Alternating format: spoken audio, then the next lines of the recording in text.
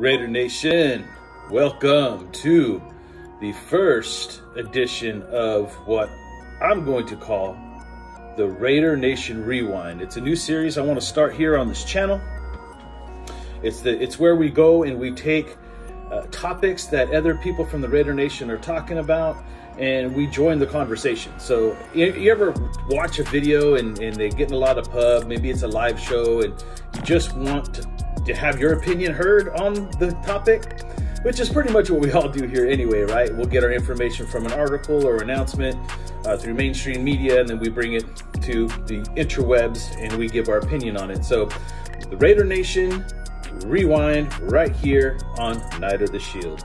All right, let's go ahead. So I just have a few topics today that I want to cover as we break in. This show will obviously grow. It'll have a little bit more to it, a little bit more depth and context to it as we move forward, but I'm still in transition, so you guys are gonna have to bear with me here. But the first thing I want to talk about is a lot of the Raider Nation are talking about our defensive players this week. Kuntz had his appearance against the Washington football team. Diablo had his appearance during the Washington football team game, and you know, the buzz is abroad. The buzz is abroad. We're talking about these draft picks that we got in 2021, right? We're talking about Mayock, we're talking about Kuntz, we're talking about Diablo, we're talking about Gillespie, and we're talking about Nate Hobbs. Now, again, early on, these guys are looking great, right? The potential is so there. So my 2 cents that I want to throw into the mix, in my opinion, is there's so much talk and chatter about what we're going to be doing moving forward. Now, a lot of these guys, especially the best player as of now out of this draft class, being Nate Hobbs, being a later rounder, I mean, someone had to do the research, someone had to do their work and really see the potential in these guys. And I've always been one of those cats that were like, hey, it's a crapshoot, man. It's Vegas. It's a gamble. Every single time we draft a player, nothing is guaranteed in the NFL. That's why the NFL stands for not for long. We don't necessarily know how these guys are truly going to play out, you know, as the season starts and as their careers go on and on and on. A lot of the times, you know, especially with guys like Leatherwood we drafted him to be a right tackle. He ended up being a right guard. And we'll get into that in the future. That might not be necessarily a horrible thing, but, you know, it might work out for him. But nevertheless, bad pick. Moving forward, what do we do? What do we do? I'll guarantee you that John Gruden had a say, I think, because, I mean, John Gruden just seems that type to me, where he's going to have his 2 cents in everything that the Raiders were doing, especially when it comes to drafting and all that. But I believe this was all Mike Mayock, along with Gus Bradley's input. Now, Gus Bradley, you know, it seems they gave Gus Bradley a lot of power to pick the kind of players he needed to fit his scheme. And that's the idea here. When you're drafting, and you've heard Mike Mayock say this a lot, I got to get with my coaches. I got to see what they need. Like, I'm going to go shopping for the groceries, but I kind of want their list to make sure I get the right ingredients as they cook up their schemes, right? So Gus Bradley had a part to play in this as well. So this is where I say buyer beware. This is where I'm going to put up my buyer beware thing, right? Moving on from Gus Bradley, the next guy that comes in, how many of these guys fit the mold? We talk all the time. Coaches come in, GMs come in. They want to get rid of the old, bring in the new, because they want things to fit their scheme and their perspective. So with that said, you know, we got to just be careful about who we bring in. Also, moving forward, again, I've always enjoyed Mike Mayock as a talent evaluator. You know, I think, you know, he has some big shoes to fill, you know, stepping in as a GM, working for a guy like John Gruden, whose personality was so high. You know, there is a small part of me that really wants Mike Mayock to get another chance and stay in the GM. And mainly, and here's where the controversy for myself comes in, is this is all based off, I know that he can evaluate talent. He's really good at evaluating talent. That's what he did for years. I mean, you start to become a master of your craft once you do it repetitively for so long. And he lived in that world for so long. I think he's really good at evaluating talent. What he needs to get better at is trusting his board, trusting what he sees on tape, trusting his staff, and stop picking guys like Leatherwood in the first round and go after someone that you know that is already graded high on your board. Some of these guys you were grasping for, like you're going to make this big splash. And that's been the Raider way for years, all the way back to Al. Al did that, right? Like I want us to take the next step into this new era again that we find ourselves in for Raider football, to make the decisions that are going to more benefit us moving forward in this new era, right? This new style. We need to become up with the times, get out of the past, stay in target where we're at, in moving forward in the future, being innovative, being creative, and putting these guys in positions to succeed. Now, I'm not saying that if a new defensive coordinator comes in that these guys ain't going to fit the scheme. I'm just saying that, you know, things do change. You see that with Corey Littleton. Corey Littleton was like, whoa, right? Like he was so out of place. He was like, whoa, what's going on here? I don't want that to happen with this young talent. And by banging the table for Gus Bradley to come back, truth be told, hell no, I don't like the style of the defense. I've said it a couple of times now. I do not like this play saw. It's bend don't break is one of the worst. You know, to me, it's a hybrid prevent. We let plays happen. We let plays develop in front of us, and then we're supposed to attack the football. I just don't like it. I mean, you're given the opportunity for the offense of the other team to have, you know, playmakers. You're going to go up against skilled players that will make you pay for that style of defense, which is going to lead me into my next conversation on Raiders Rewind.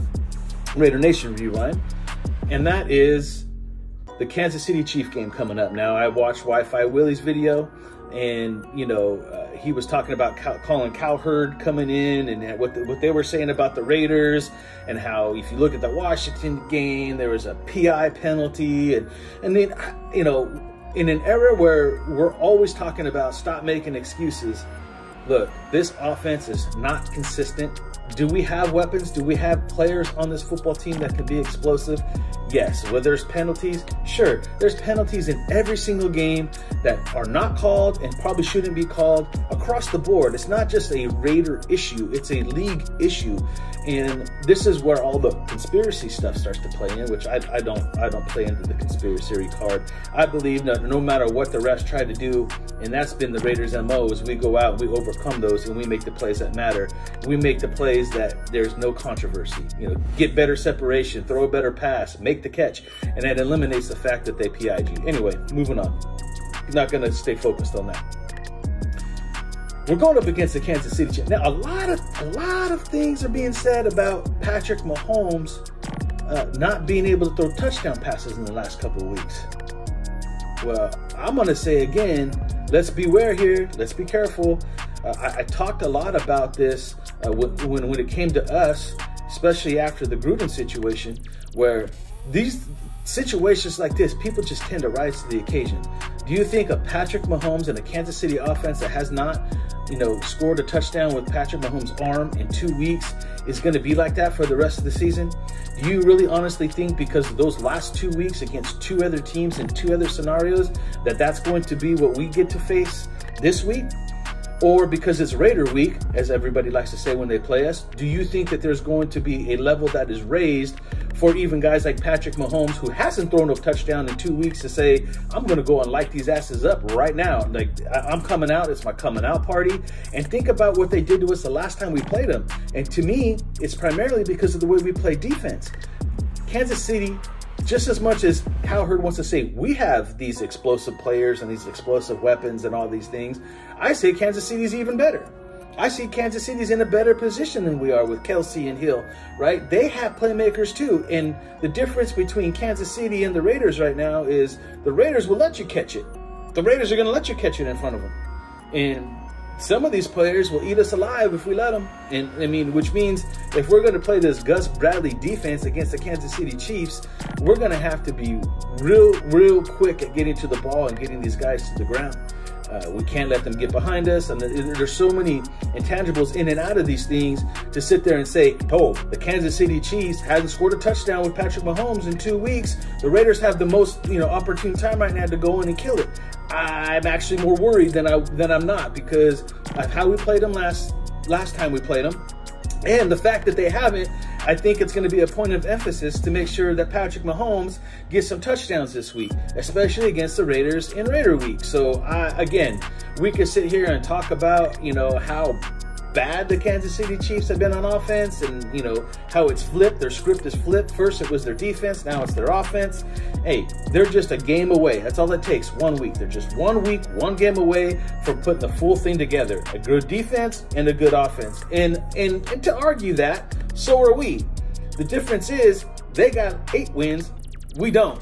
Right? So they've been able to do it on more of a consistent basis. And I'm not to the point now where I'm confident in this football team to do what it's supposed to do. It's so bipolar, I don't even know which way to go half the time. So big shout out to Wi-Fi Willie. Love the video. I love the insight. I love the optimism.